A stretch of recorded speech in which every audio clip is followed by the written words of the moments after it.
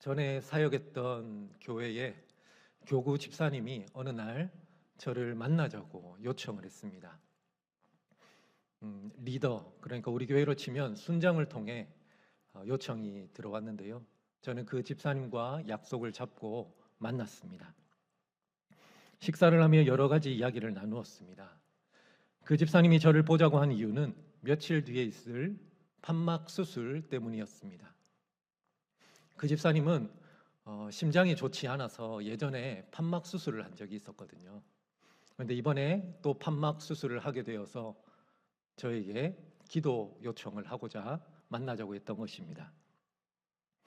사실 수술을 하지 않아도 괜찮았지만 판막이 오래되기도 했고, 그리고 이왕이면 새로운 판막을 넣어서 더 건강하게 살면 좋지 않겠느냐라는 남편의 권유 때문에 하는 수 없이 수술 일정을 잡았습니다. 근데 그 집사님은 수술을 받기 싫었고 너무 두려운 마음이 들어서 저에게 기도를 받고 싶었던 것이죠. 저는 집사님의 불안한 마음을 진정시키기 위해서 간절히 기도를 해주었고, 수술 잘 될 거예요, 걱정하지 마세요 라고 다독였습니다. 며칠 후에 수술 날이 되었고 저는 사역을 하면서 기도하고 있었습니다. 그런데 전화가 한 통 걸려왔습니다. 리더 집사님이었습니다. 직감적으로 뭔가 일이 일어났구나 라는 생각이 들었습니다. 너무나 안타깝게도 무엇이 잘못되었는지는 모르겠지만 정작 판막 수술을 하러 들어갔던 집사님은 심장을 연 것이 아니라 심장은 열어보지도 못하고 머리를 열어 뇌를 절제하게 되었습니다. 뇌부종이 생겼던 것이죠. 그리고 그 절제한 뇌를 닫고는 그냥 나왔던 것입니다. 저는 깜짝 놀라서 리더 집사님과 함께 급하게 병원으로 찾아갔습니다. 그 집사님은 병실에 누워 있었는데 제가 전에 보았던 집사님의 모습이라고는 상상할 수 없을 정도로, 알아보지 못할 정도로 온몸이 부어 있었습니다. 머리에는 붕대가 칭칭 감겨 있었죠.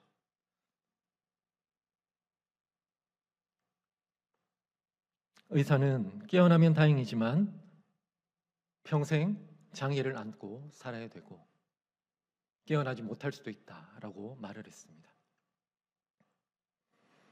며칠 후 집사님은 하나님의 부름을 받고 소천하였습니다. 정말 착하고 신실한 분이었는데 왜 이런 일이 일어나게 되었는지 저는 도무지 이해할 수가 없었습니다. 장례 예배를 집례하는데 너무나 비통한 심정에 참 많이 울면서 장례를 집례했습니다. 집사님이 소천한 것도 너무나 안타까운 일인데 남편은 자기가 수술을 권해서 아내를 죽게 만들었다고 자책감에 휩싸여 있었죠. 아이들이 어렸는데 엄마 없는 자식을 만들었다고 가슴을 치며 눈물을 흘렸습니다. 저는 아무 말도 할 수가 없어 그저 그 남편의 손을 붙잡고 함께 울었습니다. 장례가 끝난 이후에 그 남편 집사님은 장례 예배를 인도해 주어서 고맙다는 말을 하러 교회에 한 번 오고는 그 다음에는 교회에 오지 않았습니다. 교회를 떠났고 살던 지역도 떠났기 때문입니다. 저는 그럼에도 하나님은 아내 집사님을 사랑하시고 남편 집사님도 사랑하신다라고 말을 하고 싶었지만 차마 입 밖으로 그 말이 나오지 않았습니다. 그 말이 오히려 그 남편 집사님의 심령을 찌르는 비수가 될 것 같아서입니다. 그 이후에 저는 그 남편을 생각하며 오랜 시간 기도했습니다. 자녀들을 위해서도 기도했죠. 생전에 그 집사님이 가지셨던 믿음의 은혜와 영향력이 남편과 자녀들에게 흘러가길 위해서 그 가정이 하나님을 떠나지 않도록 하나님께서 꼭 붙잡아 달라고 간절히 기도했습니다. 지금도 그 집사님과 가족들이 한 번씩 생각날 때가 있습니다. 그때마다 저는 이해되지 않는 상황 가운데 기도합니다. 하나님, 그 가족을 붙잡아 주옵소서. 저의 짧은 생각으로는 아직도 이해가 되지 않습니다. 여러분, 하나님은 선하신 분이십니까? 하나님은 사랑이 풍성하신 분이십니까? 그런데 왜 이런 일이 일어납니까? 여러분은 하나님의 사랑과 선하심에 대해서 어떻게 생각하고 계십니까? 믿지 않는 분들과 대화해 보면 많은 사람들이 신이 없다고 생각하는 이유 중에 하나가 세상의 악과 부조리, 이해가 되지 않는 비참함 때문입니다. 하나님이 이 세상을 다스리시고 전능하시다면서 왜 이 세상에는 끊임없이 악과 부조리와 비참함으로 인한 고통이 있는지 이해할 수 없다고 이야기하죠. 우리 역시 때때로 이해되지 않는 순간들이 있습니다. 제가 직접 겪어보았던 집사님의 죽음과 같은 상황이죠. 믿음이 좋으면 잘 살아야 하는데 꼭 그렇지만은 않습니다. 어떤 분은 신실하지만 아프고 다칩니다. 육신의 어려움을 겪죠. 어떤 분은 재정적으로 어려움을 겪습니다. 어떤 분은 관계의 어려움, 자녀 문제 등으로 마음에 근심을 안고 있습니다. 이런 분들을 신방할 때 하나님이 마침내 복을 주실 거라고, 보호하신다고, 일용할 양식을 주신다고 하며 목사로서 믿음을 불어넣죠. 그러나 마음이 무겁습니다. 돌아오는 길에 과연 하나님이 어디 계신지 하늘을 쳐다볼 때가 있습니다. 여러분은 그렇지 않던가요? 세상 사람들도 생각하죠. 참 착하고 어진 사람인데 어떻게 그런 일이 일어날 수 있는지, 왜 갑자기 암이나 중병이 드는지, 왜 사업이 갑자기 어려워져서 가족 모두 고난을 겪게 되는지, 왜 사고가 나서 어려움을 겪게 되는지, 왜 악한 사람들의 계략에 빠져 사기를 당하고 큰 시련의 때를 겪는지, 왜 노력하고 수고한 만큼 결과를 얻지 못하는지 모르겠다고 말합니다. 그래서 하나님은 없고 이렇게 고통을 주는 하나님이라면 차라리 믿지 않겠다라고 말하는 사람들이 있습니다. 이런 생각과 고민은 인류가 창조된 이후로 계속해서 있어 왔습니다. 신학적으로 신정론이라고 합니다. 신은 선하고 옳은가에 대한 이론과 문제이죠. 신정론적으로 수많은 신학자들과 목회자들이 다양한 이론을 내놓았습니다. 그러나 각각의 이론은 어느 일정한 부분을 설명할 수 있을지는 모르겠지만 세상의 모든 악과 부조리, 비참함은, 고통의 문제는 설명할 수가 없습니다. 개인적으로는 죄로 인한 타락과 악한 세력, 사탄 때문에 이 모든 어려운 일들이 발생한다고 생각합니다. 죄악된 세상을 즉시 하나님께서 정화하신다면, 심판하신다면 죄인인 사람 중에 그 누가 하나님의 엄중한 심판 앞에서 벗어날 수 있을까요? 누가 살아남겠습니까? 오래 참으시는 하나님의 뜻이 있을 거라고 미루어 짐작할 뿐입니다. 저도 사실 모르겠습니다. 왜 이런 일이 발생하는지. 오늘 본문은 이러한 세상의 악과 부조리에 대해 고민하고 살았던 한 사람, 하박국의 이야기를 다루고 있습니다.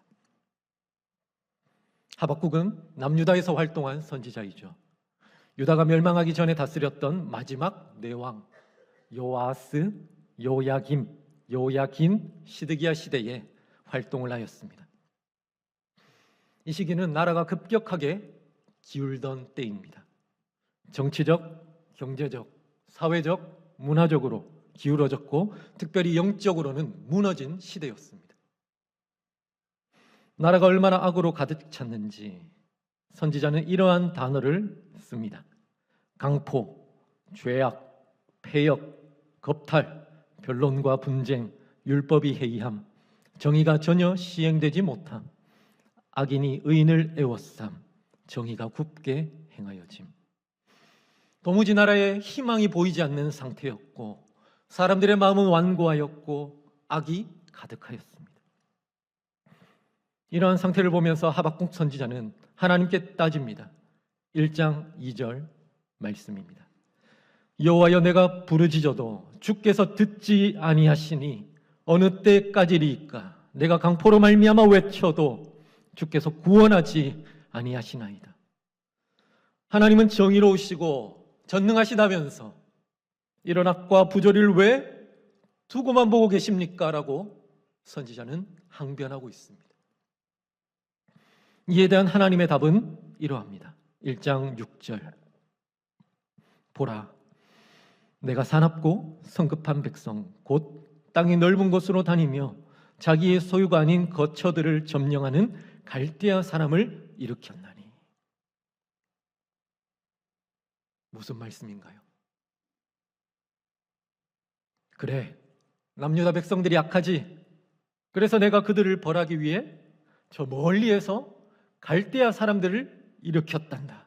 때가 되면 그들이 남유다를 멸망시키고 악에 대한 대가를 치르게 할 거야. 그러자 하박국 선지자는 이렇게 말합니다. 1장 13절.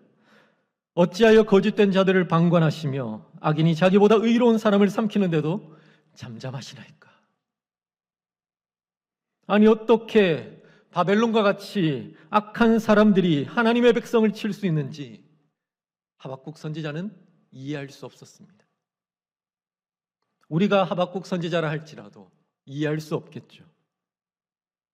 남유다의 악한 현실보다 악한 민족이 남유다를 징계할 것이라는 사실이 더 이해가 되지 않았던 것입니다. 그래서 공의로운 하나님, 전능하신 하나님이시라면 그렇게 하실 수는 없다라고 하면서 하나님의 답변을 기다립니다. 이때 하나님께서 하박국 선지자에게 주신 답변이 오늘 본문의 말씀입니다. 같이 한번 읽겠습니다. 하박국 2장 4절. 시작. 보라, 그의 마음은 교만하며 그 속에서 정직하지 못하나 의인은 그의 믿음으로 말미암아 살리라. 아멘이십니까? 여러분이 하박국 선지자의 입장이라면 선뜻 아멘이라고 하시겠습니까? 저는 고개가 갸우뚱해질 것 같습니다. 아멘하기만이 망설여질 것 같습니다. 하나님은 왜 바벨론과 같은 악한 민족이 하나님의 선택받은 백성인 남유다를 징계하는지에 대한 명확한 이유를 설명해 주시지 않습니다. 하나님의 말씀은 반드시 이루어질 것이니 기다려야 하고 믿어야 한다고 말씀하시죠. 그리고 그 악한 바벨론도 자기의 악으로 인하여 징계를 당하고 멸망하게 될 것이다라고 말씀하십니다. 이어서 의인은 믿음으로 하나님이 하실 일을 바라고 기대하며 인내하며 살아가야 한다고 말씀합니다. 의인은 그의 믿음으로 말미암아 살리라. 이 말씀은 두 가지의 의미가 있습니다. 첫째, 어떠한 상황과 형편과 처지에 있더라도 세상이 어떻게 흘러가더라도 의인은 믿음으로 견디며 굳건하게 서서 살아가야 한다라는 하나님의 당부이죠. 두 번째로 세상의 부조리한 현실 속에서도 의인은 신실하게 살아가야 된다라는 것입니다. 세상에는 악이 판을 친다 할지라도 강포와 폐역과 사기가 사람들을 통해 횡행한다 할지라도 그 사회적인 풍조에 따르지 말고 믿음 안에서 하나님의 말씀을 마음에 심고 그 하나님의 말씀을 붙잡고 지키면서 신실하게 살아가야 한다라는 하나님의 당부입니다. 어떤 사람이 이렇게 살아갈 수 있나요? 믿음이 있는 사람만이 이렇게 살아갈 수 있습니다. 그렇다면 누가 의인일까요? 의인은 믿음으로 살아간다고 하는데 누가 의인일까요? 모든 사람은 죄인이죠. 그런데 하나님은 어떤 사람을 의인이라 여겨 주십니다. 오늘 본문의 주인공인 하박국과 같은 사람들이죠. 누가 하나님께 감히 의인이라 여김을 받을 수 있나요? 하박국과 같이 하나님을 믿고 바라며 의지하는 사람입니다. 믿음을 가진 사람을 하나님은 의인이라고 여겨주십니다. 믿음의 조상 아브라함, 그는 하나님께 의롭다 하심을 받았습니다. 그가 아들 이삭을 바치라는 명령을 받기 전에 말이죠. 그가 하나님의 말씀대로 믿음의 사람이라는 표시인 할례를 받기 전에 말입니다. 그가 언제 의롭다고 여김을 받았는지 창세기 15장 6절에 기록되어 있습니다. 같이 한번 읽어볼까요? 시작. 아브라함이 여호와를 믿으니 여호와께서 이를 그의 의로 여기시고. 아멘. 아브라함이 여호와를 믿을 때, 그가 믿음을 가졌을 때 하나님이 그 믿음을 아브라함의 의로 여겨주셨습니다. 그를 의인으로 생각하신 것이죠. 이때는 아브라함이 믿을 수 있는 때가 아니었습니다.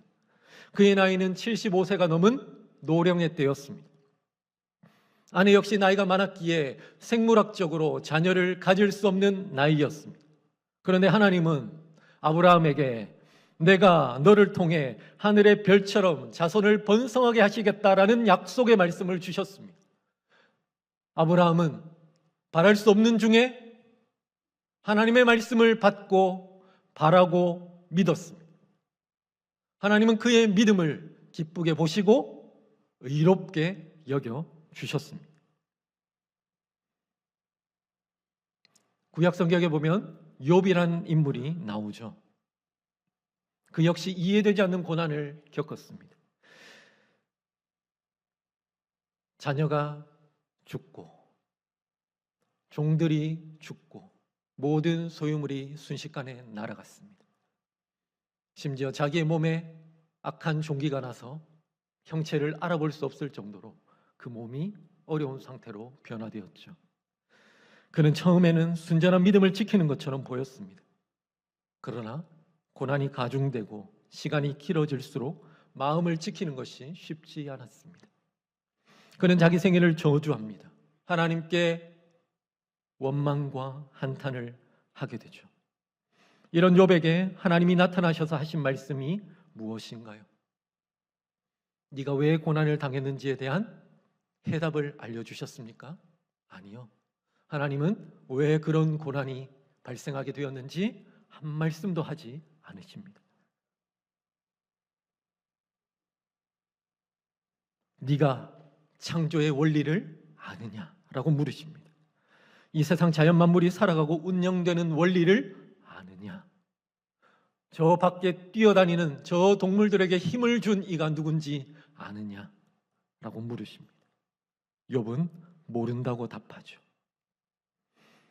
세상의 기본적인 원리도 모르는 욥에게 고난의 원리와 이유를 설명하신들 이해할 수 있을까요? 우리에게도 마찬가지겠죠. 때때로 우리는 고난을 당할 때 하나님께 그 이유를 설명해 달라고 기도합니다. 저도 그렇게 할 때가 많습니다. 그런데 그 고난의 이유를 하나님께서 설명하신들, 모든 섭리를 하나님께서 설명하신들 이해와 납득이 될까요? 그렇지는 않을 거라 보입니다. 욥은 하나님의 질문에 스스로의 무지함과 아둔함을 회개합니다. 욥기 42장 3절 바른 성경 버전으로 제가 읽어드리겠습니다. 알지 못하면서 이치를 가리는 자가 누구입니까? 정말로 제가 깨닫지 못하고 제게 너무 기묘하여 알지 못하는 것을 제가 말하였습니다. 그는 그가 했던 수많은 말들을 다 제가 모르는 채로 했던 아둔한 말입니다 라고 고백합니다. 그리고 믿음으로 고백하죠. 욥기 42장 5절 내가 주께 대하여 귀로 듣기만 하였사오나 이제는 눈으로 주를 배움나이다.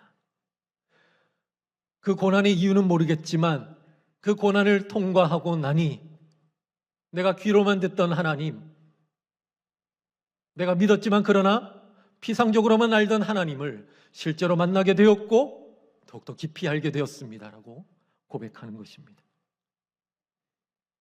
여러분, 의인은 이해로 살지 않습니다. 모든 상황 속에서 믿음으로 살아갑니다. 이 원리를 우리의 삶의 현장에 한번 적용해 볼까요? 많은 사람들이 살아가는 삶의 현장을 이해로 살아간다고 생각합니다. 여러분은 그렇게 생각하지 않으십니까? 그러나 사실 믿음으로 살아갑니다. 여러분, 길을 걸어갈 때 믿음으로 걸어갑니다. 우리는 옆에 있는 사람이, 맞은편에서 길을 걸어오는 사람이 나를 해하지 않을 것이라는 믿음을 가지고 길을 걸어갑니다. 갑자기 하늘에서 무언가 떨어지지 않을 것이라는 믿음을 가지고 길을 걸어가죠. 그래서 평안하게 길을 걸어갈 수 있습니다. 그런데 이러한 믿음이 깨어지면 길을 걸어갈 수 없습니다. 이러한 믿음이 깨어진 병을 공황장애, 불안장애라고 합니다. 갑자기 누군가 나를 해할 것 같고, 갑자기 하늘에서 무언가 떨어질 것 같고, 옆에 가만히 서 있는 벽이 무너질 것 같으며 엘리베이터가 떨어질 것 같은 생각이 들죠. 안전에 대한 믿음이 산산조각 난 상태입니다. 그러면 길을 걸어갈 수 없고 엘리베이터를 탈 수 없고 일상생활을 할 수 없습니다. 우리가 일상생활을 유지할 수 있는 것은 안전에 대한 믿음 때문입니다. 실제로 생각보다 많은 사람들이 이 믿음이 무너져 있기 때문에 공황장애, 불안장애로 일상생활에 어려움을 겪고 있습니다. 우리는 내일 해가 뜰 것이라 믿고 아무 일도 일어나지 않을 것이라 생각하기 때문에 이 시간 이 자리에서 앉아서 예배를 드립니다. 여러분, 만약에 내일 저 우주에서 행성이 와서 유성이 와서 부딪힌다라고 한다면 여러분 이 자리에 앉아 계시겠습니까? 여러분은 앉아 계시겠죠. 저는 고민될 것 같습니다. 어디 땅굴을 파야 되나? 마지막 순간 가족과 함께 맛있는 걸 먹어야 되나? 이런 생각을 할 것 같습니다. 불과 몇 년 전 코로나19 사태로 우리는 혹독한 어려움을 겪었습니다. 2020년 2월 21일 기사 제목이 이렇게 나와 있습니다.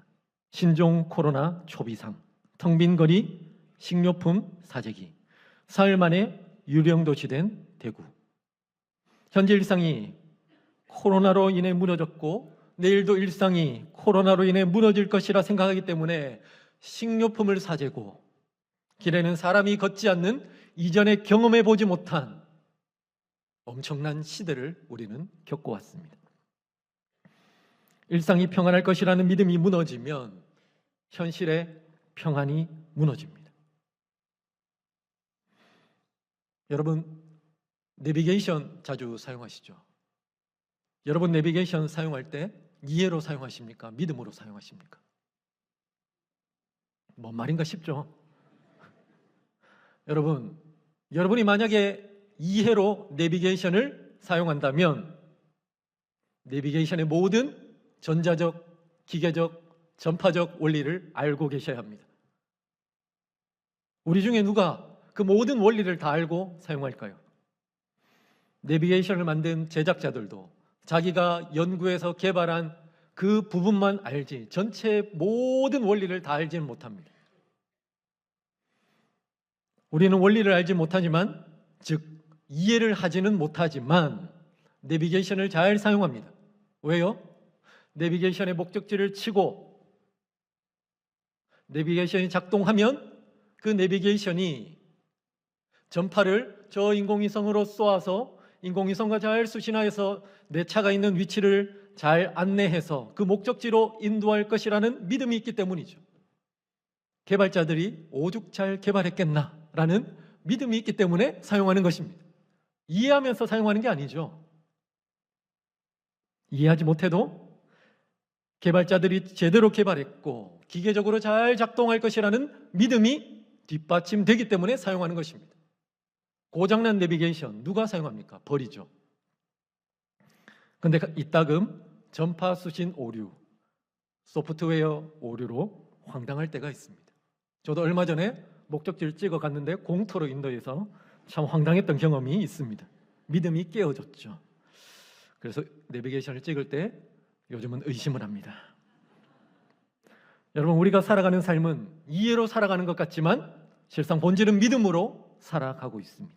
그런데 사람들은 이해로 살아간다고 착각하죠.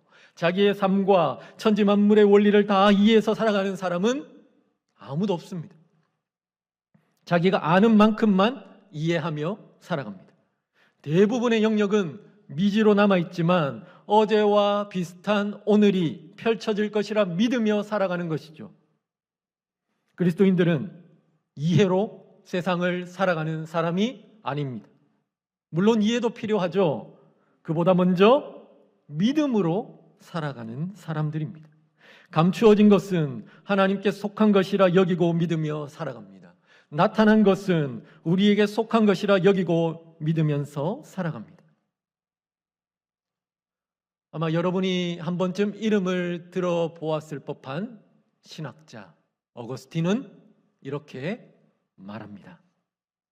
크레데 우트 인텔리가스. 믿어라. 그러면 이해할 수 있다. 신앙에 있어서 가장 기본적인 전제는 이해가 아니라 믿음이라는 것입니다. 믿음이 전제되어 있을 때 하나님을 알 수 있고 하나님이 하신 일들을 이해할 수 있다라는 것입니다. 안셀무스라는 신학자는 이렇게 말합니다. 나는 믿기 위하여 이해를 추구하지 않는다. 오히려 나는 이해하기 위하여 믿는다. 우리는 세상이 창조된 이론적, 과학적 원리를 완벽하게 모릅니다. 유튜브에 보면 세상이 창조된 여러 가지 원리를 과학자들이 설명하곤 하죠. 그러나 그 어느 것도 100% 명확하게 설명한 것은 없습니다. 우리를 구원하신 하나님의 계획과 섭리, 예수 그리스도의 죽으심과 부활에 대해서도 완전하게 이해하지는 못합니다. 하나님의 심판과 장차 도래할 새하늘과 새 땅에 대해서도 완벽하게 이해하지는 못합니다. 그러나 우리는 이해하죠. 믿음으로 하나님이 창조하신 원리를 받아들일 수 있을 정도로 이해합니다.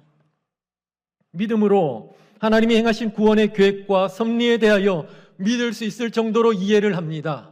믿음으로 하나님의 심판과 새하늘과 새 땅에 대해서도 소망을 가질 정도로 이해를 합니다. 히브리서 저자가 말한 그대로이죠.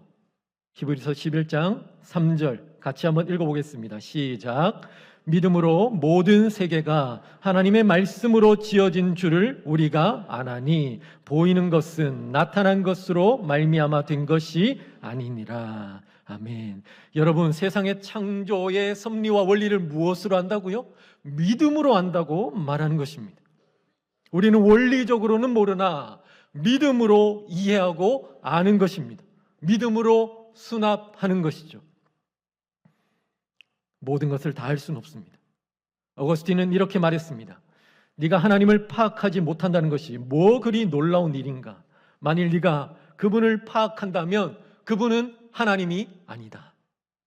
하나님의 존재와 그분이 하시는 일을 우리가 모두 다 알 수는 없습니다. 우리가 다 알고 이해할 정도라면 하나님은 전능하신 신이 아니시겠죠. 그러나 믿음으로 우리는 하나님을 압니다. 하나님이 하신 일을 알죠. 더 나아가 이해할 수 있습니다. 믿으니 말씀이 이해가 되고 심령에 깊이 새겨지는 경우를 우리는 종종 경험합니다. 여러분, 홍해가 요단강이 열린 것을 어떻게 설명하고 이해할 수 있을까요? 여리고성이 성을 7번 돈 뒤에 무너졌다는 것을 어떻게 이해하고 설명할 수 있을까요? 엘리야에게 떡과 고기를 가져온 까마귀들 어떻게 이해하고 설명할 수 있을까요? 예수님이 행하신 수많은 기적들, 나병 환자를 비롯한 수많은 병자를 치유하신 그 능력을 어떻게 이해하고 설명할 수 있을까요? 여러분 중에 그 누가 설명할 수 있을까요? 우리는 비록 다 설명할 수는 없으나 믿음으로 이해합니다. 믿을 때 그렇지, 하나님께서 그 일을 행하셨구나 알게 되는 것입니다. 사랑하는 여러분, 여러분은 세상을 살아갈 때 무엇으로 살아가십니까?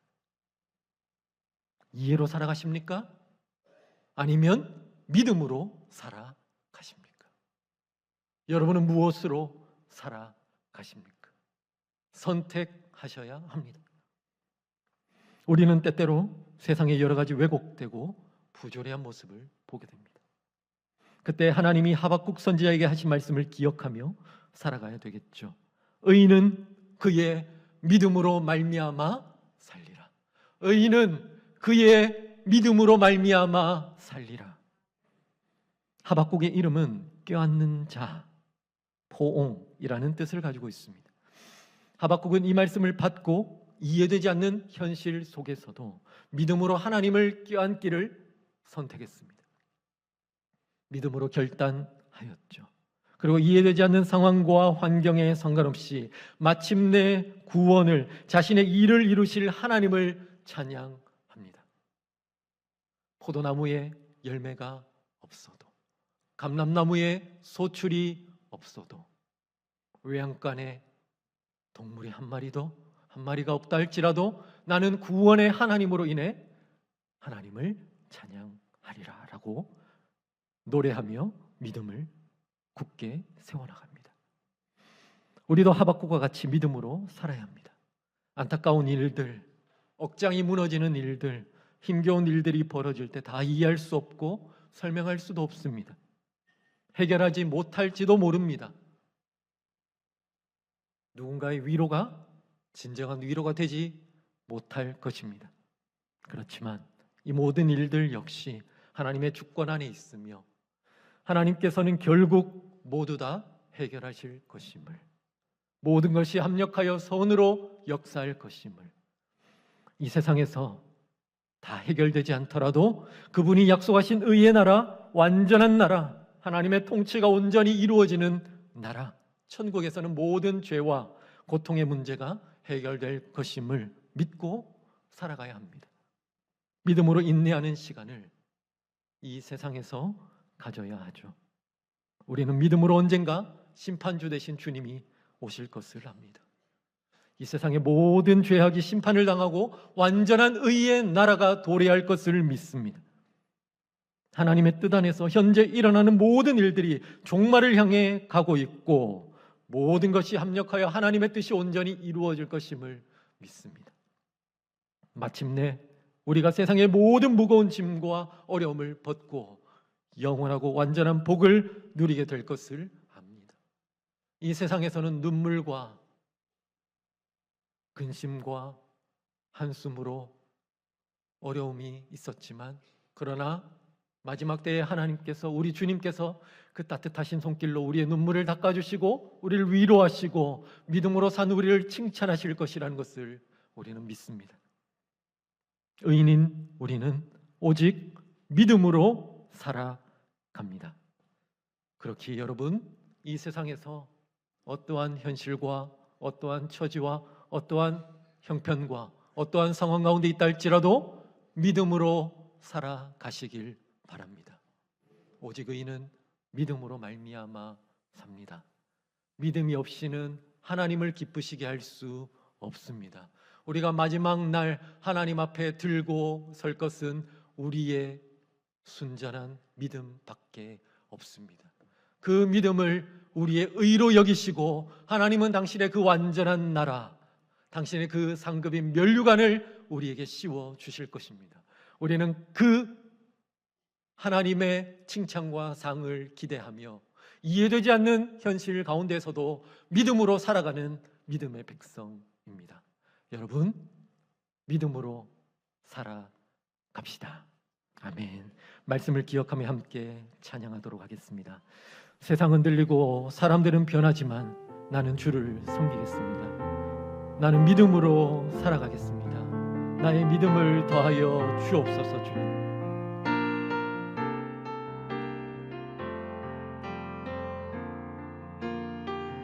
세상은 들리고 사람들은 변하지만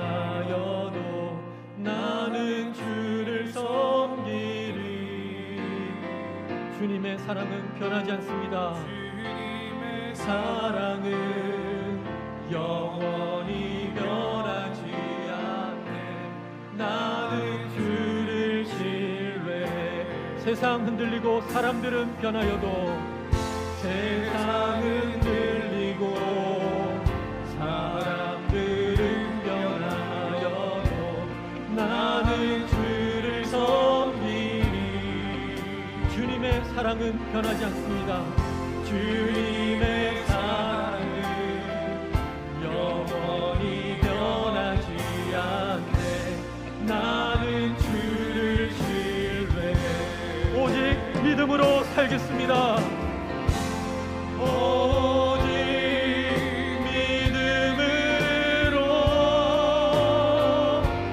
믿음으로 내가 살리라. 오직 믿음으로 살겠습니다. 오직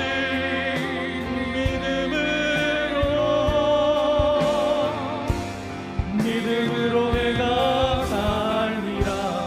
믿음 흔들리고 사람들 주를 떠나도, 사람들 주를 떠나도 나는 주를 섬기리. 주님의 나라는 쇠하지 않습니다. 주님의 나라는 영원히 쇠하지 않네. 나는 주를 신뢰해.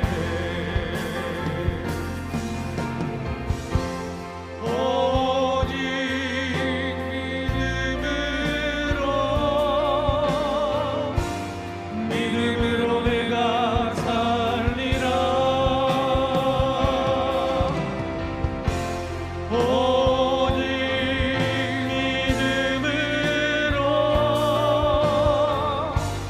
믿음으로 내가 살리라. 오직 믿음으로 살겠습니다. 오직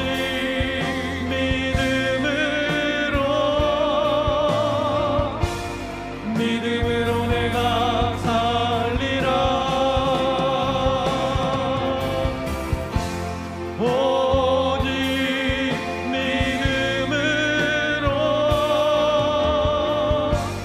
믿음으로 내가 살리라. 함께 말씀을 기억하며 기도하길 원합니다.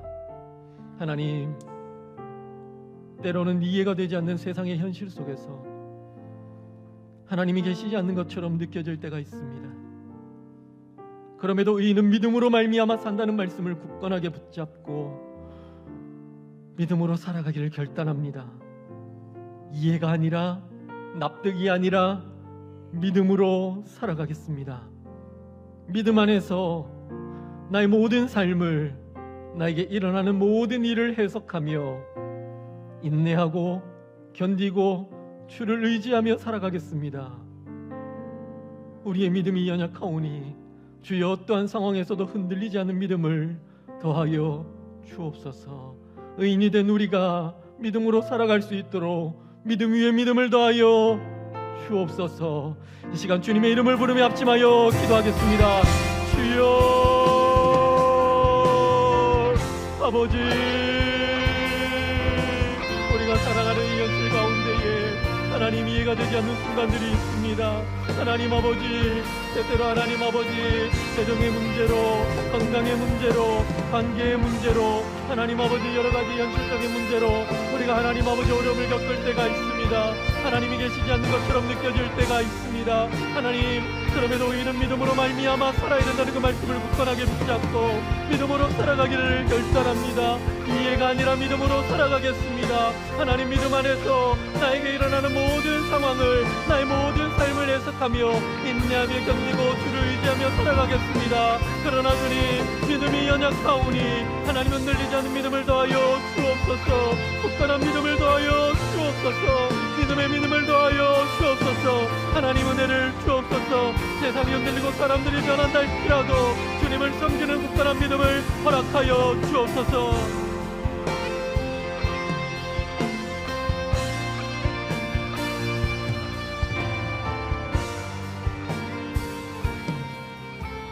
번 더 기도하겠습니다. 이 시간에는 저희 금요 집회 때 기도했던 윤유경 집사님 위해서 한 번 더 기도하겠습니다. 오늘 말씀 들으면서도 우리의 마음속에는 이해되지 않는 일들, 이해로 받아들일 수 없는 것을 믿음으로 우리가 수납해야 될 때가 있음을 깨닫습니다. 말씀 기억하면서 기도해 주실 때 금요 집회 때까지만 해도 난소암인 줄 알았는데 어저께 확인된 바로는 위암으로 인한 난소로 전이된 거꾸로 위암 4기 판정을 받았습니다. 통증으로 하루하루 너무 급하게 진행되고 있어서 생존율이 많이 낮은 상태가 되었고, 어제 일정상은 강남 성모병원으로 응급실로 이동하셨는데 서울에서 8군데의 병원에서 다 응급실 진입을 불가하게 돼서 의료 파업으로 인해 받아들여지지 못한 상태에서 오늘 아침 7시에 제가 또 연락받기로는 현재 지금 대구로 내려오시고 3부 예배 후에는 현재 대구 병원에서 진통제로 응급실에서 지금 버티고 있는 상황입니다. 진행성 위암으로 위점막을 뚫고 나와 있는 상태고 복수가 계속 차고 있는 상태에 우리가 금요일부터 계속 기도했는데 하나님의 뜻이 어디 있는지 우리는 다 헤아릴 수도 없고 너무 마음이 아프고 고통스럽지만 우리가 이 시간 어떻게 기도해야 할지 하나님의 얼굴을 좀 구했으면 좋겠습니다. 하나님, 우리의 딸 같고 우리의 엄마 같고 우리의 인생 속에 하나님이 허락하시는 이 고통과 어려움이 가족들과 자녀들에게 하나님 믿음을 잃어버리지 않도록 도와주시고, 윤유경 집사님도 지금 응급실에서 믿음 잃지 않고 하나님 붙잡는 믿음, 우리가 이 시간 함께 영적인 교통함을 통해 성령의 교통함을 통해 윤유경 집사님과 남편과 자녀들 또 우리의 믿음을 통하여 하나님의 얼굴을 구하며 하나님이 행하실 일들 또 하나님이 이루실 일들, 하나님의 계획 속에서 이 과정을 어떻게 이루실지 모르지만 우리가 하나님의 뜻을 구하며 우리 한번 주여 한번 간절하게 외치는 함께 기도하며 나가겠습니다. 기도합니다. 사랑의 하나님, 하나님이 행하실 수 있는 전능하시는 능력은 믿어 의심치 않습니다. 하나님의 고치시는 역사도 일어날 줄 믿습니다. 하나님의 뜻이 계획이 어디 있는지 우리가 알 수 없어 하나님 긴 고통 중에 하나님의 뜻을 구하며 하나님의 얼굴을 구하며 기도하며 나아갑니다. 하나님, 진행되고 있는 위의 성장이 자라남이 멈추게 하여 주시옵고 고통 중에 진통제로 버티고 있는 윤유경 집사님 하나님 마음 지켜주시고 믿음 지켜주시고 믿음이 하나님 잃어버리지 않도록 하나님 남편 집사님과 사랑하는 자녀들에게도 함께 해주시고 이 길을 함께 걷고 있는 우리에게도 하나님의 성령의 은혜로 우리 마음 가운데 우리가 기도하는 가운데 주의 뜻을 구하는데 하나님의 원하심과 계획 속이 하나님 그 계획 속에 우리가 머물 수 있도록 역사해 주시옵소서. 하나님은 하실 수 있습니다. 하나님은 죽은 자도 살리실 수 있는 분이신 우리가 믿습니다. 하나님의 뜻과 계획에는 전혀 하나님 문제가 없지만 하나님 이 상황 속에 하나님이 어떻게 일하실지 우리가 알 수 없어 기도로 동역하며 나아가오니 하나님 윤유경 집사님에게 응급실에서 하나님 빨리 수술대에 오를 수 있는 하나님의 성령의 역사, 하나님의 섭리, 하나님의 계획, 하나님의 일하심 기적과 같이 일어날 수 있는 놀라운 역사가 하나님 일어나게 하여 주시옵소서. 주의 뜻을 구하오니 함께하여 주시옵소서. 사랑의 하나님, 현실을 살고 있는 우리에게 믿음이 전부임을 다시 한번 고백하며 하박국서의 말씀을 묵상하며 나아갑니다. 하나님, 다 이해되지 않는 순간에도 의인은 믿음으로 살라라고 주님 도전하셨사오니 우리가 그 믿음 가지고 주님 오실 때까지, 아니 주님 품에 안길 때까지 그 믿음으로 사는 견고함 우리 가운데 허락하여 주시옵소서. 우리 함께 동역하는 윤유경 집사님 지금 병상 중에 고통 중에 있는데 성령 하나님께서 치유의 역사, 환경을 열어주시는 역사, 의료진의 손에 맡겨지는 놀라운 역사로 하루속히 수술에 하나님 임할 수 있도록 하나님 인도 주장하여 주시고 투약되는 모든 약물이 하나님 잘 반응할 수 있는 은혜도 신체의 반응도 일으켜 주시옵소서. 사랑하는 자녀와 남편에게도 믿음의 믿음 더해 주셔서 이 모든 어려움의 환경들을 잘 믿음으로 극복해 나갈 수 있도록 우리가 그 일에 기도하며 동역하며 나아갈 수 있도록 역사하여 주시옵소서.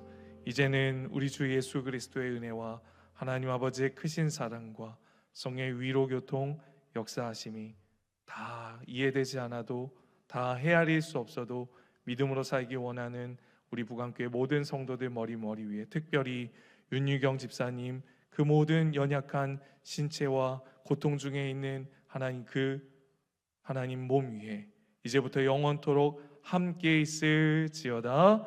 아멘.